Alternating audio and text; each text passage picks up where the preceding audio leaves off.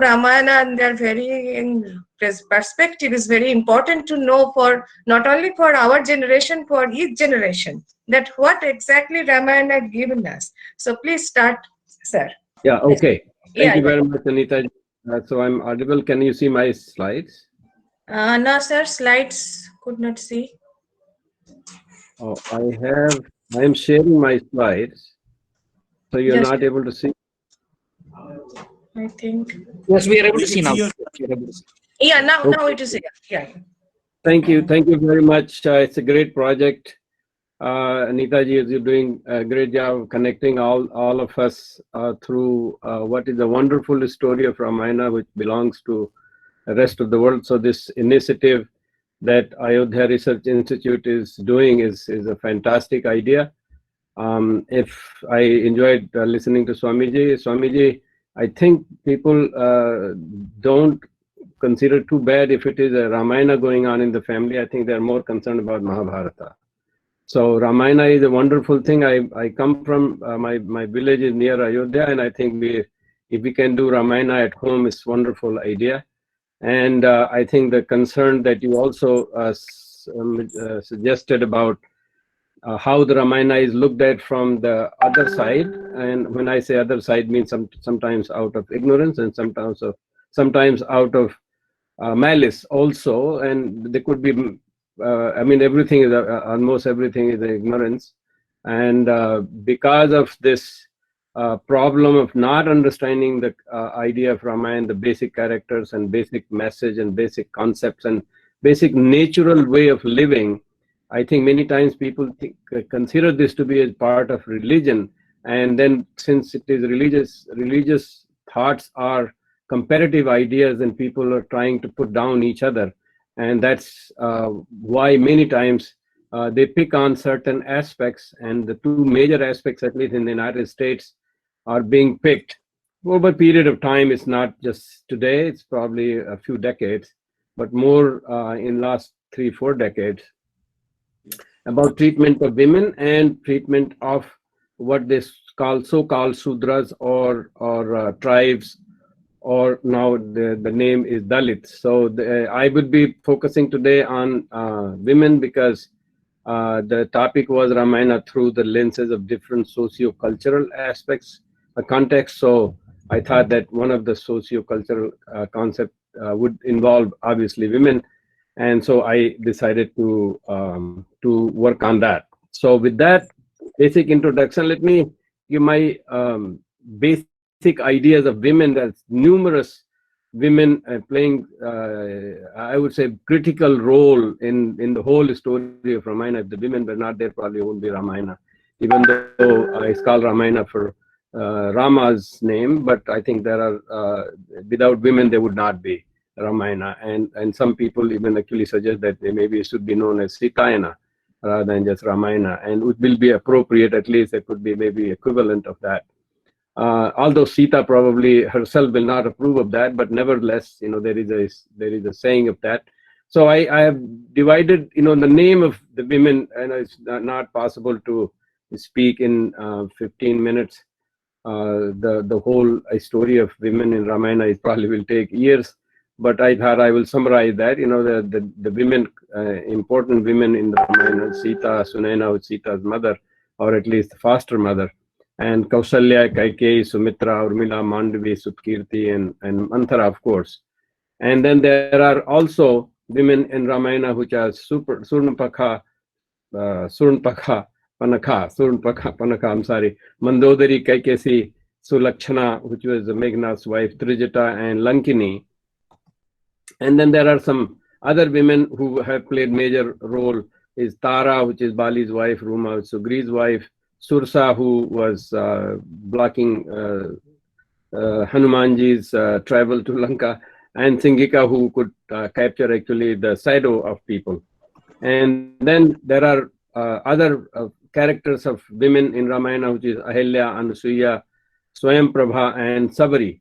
These are all stories that can take days or maybe weeks to talk about, and especially if you want to know the deeper meanings of these ones. But I'll focus on some, and hopefully will be able to convey a message or two out of this presentation. So I want to just tell a story of a student, Matthew Stankovic, who was an undergraduate student in my lab and graduated in 2002. He did research in my group for his undergraduate project. And he went on a cruise to Alaska around 2001. And when he came back, his observation, and he had a question. He said there were many Indians on the cruise, and which he was very surprised that it was full of Indians, which means Indians are not poor actually. They came from India, and they could go on cruise, and they have tons of money, and they were enjoying life. And then there was other question and kind of an observation with a question mark. He said all the men dressed up in Western dress, but all the women in traditional sari. So he was just wondering, why is that happening? Why women have very traditional dress, whereas men were all dressed up in the Western world. And this is a story that I told him at that time, is that women are the beholders of the culture. So they don't change that easily. And they kind of bring everybody back. People can go around and eventually they will come back. And because in India, the world, as far as India is concerned, it starts with women and ends with women. So women are that much important just for the culture, and Ramayana is just part of that story. And so what he was talking about is something like this, men are dressed like this, and women are always dressed up like that. Although, things are changing these days, but generally this is still holds. And how is this related to Ramayana? You see that all the time depictions of characters like the Vanaras are like monkeys. But it's interestingly, they're women folk that are always like typical human being. How is that happening? It's like it tells the same story.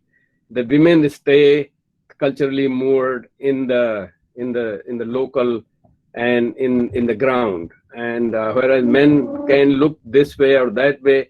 Some of it may be actually needed because they have to do whatever they have to do, but they may change, but women don't change, and women are the one who hold on to the culture. The same thing story is true for Tara, who also, you see here the Sugriv and Bali, they look like monkeys, or at least depicted here as the monkeys, but Tara, Bali's wife, is just like a typical Indian woman. So this is a very important message for the world, that Indian women are in charge, and as far as this culture is concerned, I think they are the one who are most important. With that, I want to give some couple of examples, maybe something that is not as well known. One of the characters is Swayamprabha, who was living in a cave, which means she was an ascetic, and she had her own ashram. Talking about Swamiji, talking about this ashram in Australia. And it's very interesting. So even during that time, I mean, this article that I got it on internet talks about the two women who were single women, and then their differences, how they were different. So Swayamprabha was ascetic, and Surpanakha was somebody who was like a commander and a very liberal, liberated woman who lived very different kind of lives. But the point here I'm trying to make is that women were able to live their own, whether they were Surpanakha or that was a Swayamprabha. And it is a very highly selectively true for India. You do not see women having ashrams in the rest of the world. Actually, they may be, the women have played important role all throughout the world and the society, and all throughout the time, everywhere, but not like this, where they have been able to run their own ashram and their own ideology or point of view or darshana or philosophy as is seen in India, and that is still seen today. You see Ammaji, you see Ritambara, Swamini Ritambara, you see Sister, what is her name? Sister Shivani for Brahma, Kumari. Brahma Kumari. Brahma Kumari, thank you. and believe it or not, even Mother Teresa, only in India she became mother. I mean, you don't know any other place in the whole world in Christianity that they have an ashram run by a woman. Only in India. So India has the soil has something that's very, very important. I think it's important for us to note. And from that context, from that social context, you can see that the story of Ramayana, if you want to see, it continues. It continues today. There are many other examples of that. I just here put a few of them. Now I want to talk about some stories within Ramayana, which is there are two very strong women who have played major role for the building of the character of Ramayana. One of them is Kaikeyi, of course, who is very famous because he's the one who had two boons, and she was the one who made this whole story of Rama going to exile. But you know what the background of Kaikeyi, many people do not know. She was a warrior. She was a fighter. She was actually twin sister of another gentleman who was a very strong character as well. It's not talked that much, but then his character is very important for us to remember. The Kaikeyi was a twin sister, and they always learned together, learned all the art of war, and so he used to go to war with the king Dasrath, and this is where she performed certain role where she got two boons, and then she was not afraid of asking for that, even though it was very uncomfortable for king or for that matter for the entire kingdom. But she has a very strong character, and one of the things that is very important in this one I want to point out is that the twin brother was always actually coming. It's I think his name was Yudhvija or Yudhvjit or something of that sort. I don't remember exactly the name. And he used to very commonly, very routinely used to visit, and that her connection to her brother and her parental kingdom was very strong, and that's why Bharat and Shatrughan routinely they used to go to her parents' place. And so the second character, it has some message in here. You know how strongly she was raised and how strongly she played a role while she was a queen in Ayodhya. The same thing is true with Kaikasi. Kaikasi was also a princess. Her father was Sumali, and they raised her very differently as well. Although unlike Kaikeyi, she was raised but used as a political tool, because she did play a political role, and she intentionally, what people call it, seduced Bisrawa and married him because they had a plan. Her father had a plan to have sons from a rishi so that they can fight the Devas or Kuber or all kind of the problems that they had with Devas. That's what they wanted to do. So she became very important character in building Ravana. Ravana, even though he was a son of Rishi, but his basic concept, ideological, political leanings were all are nurtured and groomed by her maternal uncles and maternal grandfather. And so they build this whole character. If you look at the Ramayana, the Kaikeyi and Kaikasi have a major role to play, and this is an important thing to know, that women are not behind in whatever role. We may agree or disagree with them, but the point is that they have played an important role. They have a different perspective, but nevertheless they have played important role. Now I think I am a little bit in trouble. Oh no, got there.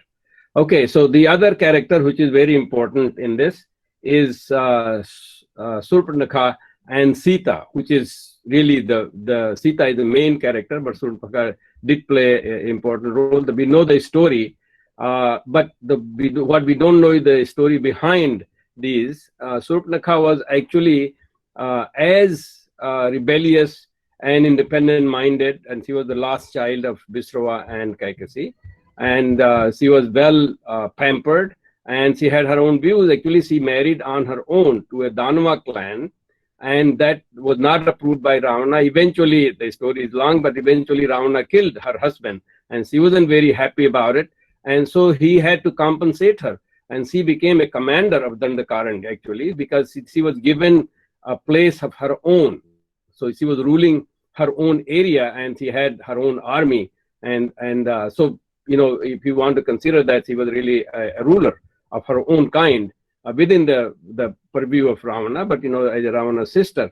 And of course, Sita was also very independent-minded. People might not think that, they might think actually she was a person of she was a subdued person, very obedient wife, and very obedient woman. That's exactly opposite of what she was.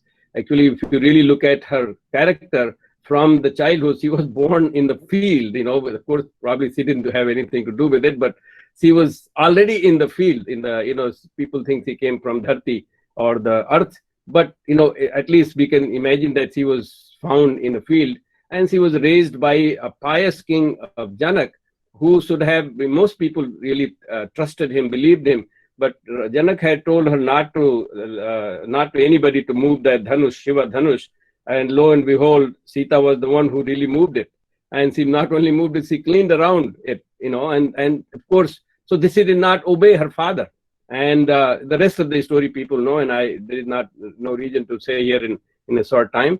But then when she got married, and she got married according to the tradition, unlike Supnaka, there is a contrast in here.